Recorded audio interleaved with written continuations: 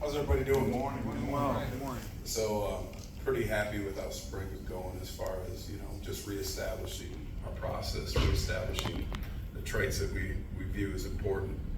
A lot of young guys out there getting reps, which is good for our depth going into the fall. Had some good situational work today. With that, any questions? And it seems like a big focus in spring is getting Harold Perkins work inside. What is sort of the goal that y'all have for him at that spot? What sort of things do you want him to learn? In long term, what do you see him doing here in the season itself? We know Harold has to be elite ability, but he came here to learn to play linebacker and not necessarily just a hybrid. And the spring's kind of a great time to do that. You learn the techniques and fundamentals associated with playing the stack position, he's still playing out in space some. And it's just going to enhance his game and really what he came here to be. Matt, take a look up here. Just the secondary, how good of a feel do you have for what their potential can be? Obviously, a lot of early people are playing pivotal roles right now, I guess. And how much will that change once you get to the fall? Yeah, I think it's a process. Every day there's new growth and there's new expectations of Coach Kelly's program and what our process is for those guys and how to apply it. I'm excited about the potential of that group, but we got a long way to go.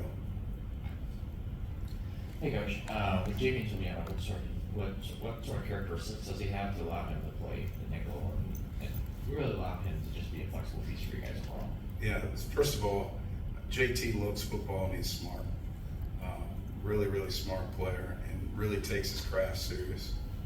From an athletic standpoint, he's got great length, he's got good speed, and he can make plays on the ball. Your first year back in the SEC, I know you were here in the conference for several years. Was there anything that you learned new last year in terms of defense and just kind of how elite that they are across the conference, in these times?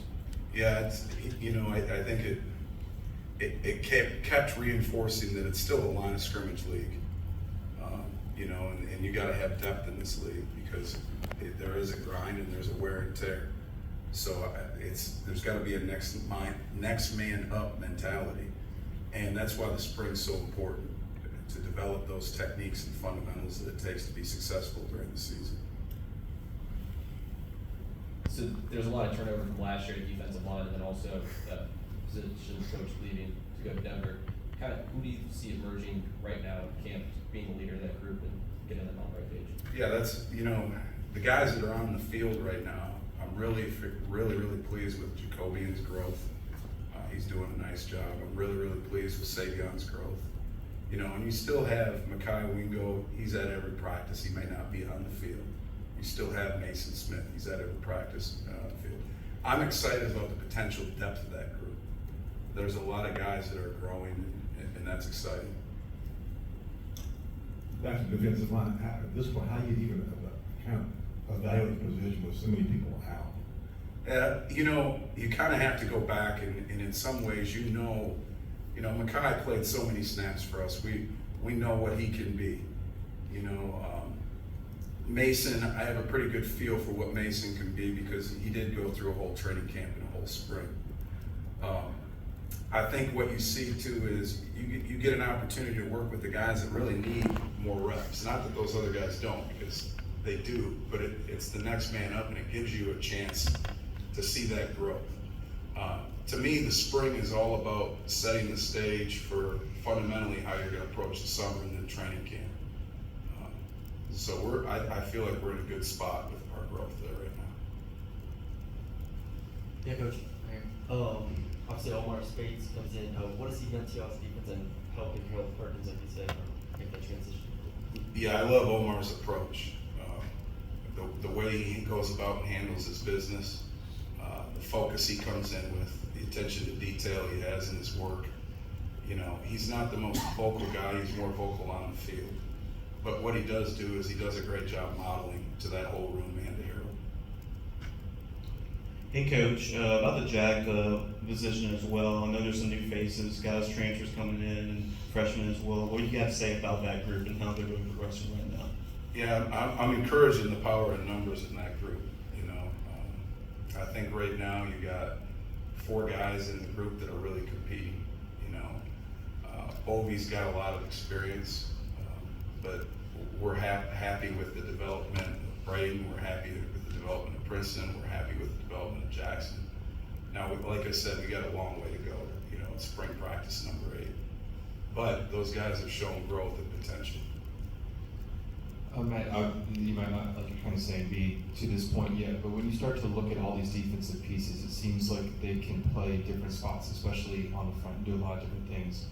What do you sort of envision for this group in terms of having the multiplicity that you like to have in a defense? Yeah, I think that's a great question. And to be honest with you, you have to have that to be successful in this conference. You can't sit in one front and be successful. The offensive coordinators, the offensive line coach, and the offensive linemen are too good at running the football and too good at ID and protections.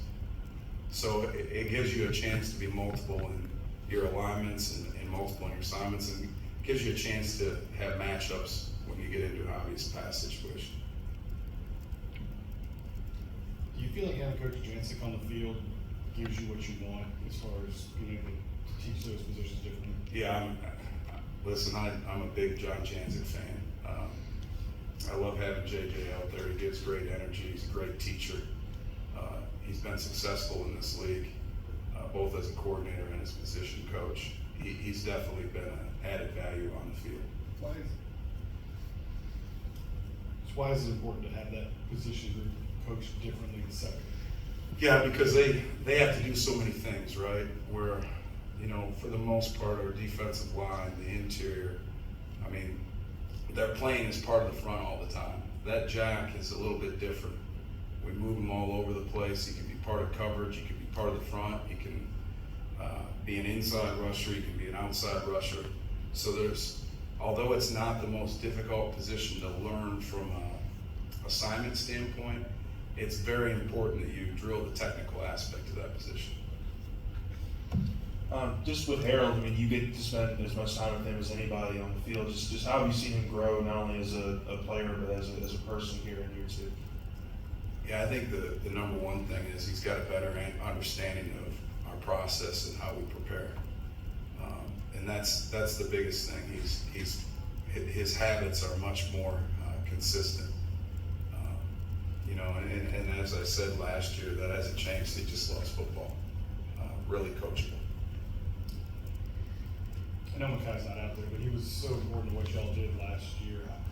What is his ceiling for growth, you know, once he gets out there? Yeah, I think that this is a great opportunity for him to increase the mental part of his game. You know, to learn more what offenses are doing, the finer techniques and fundamentals for how he can get an edge in his game, to learn to be a great student in the film room.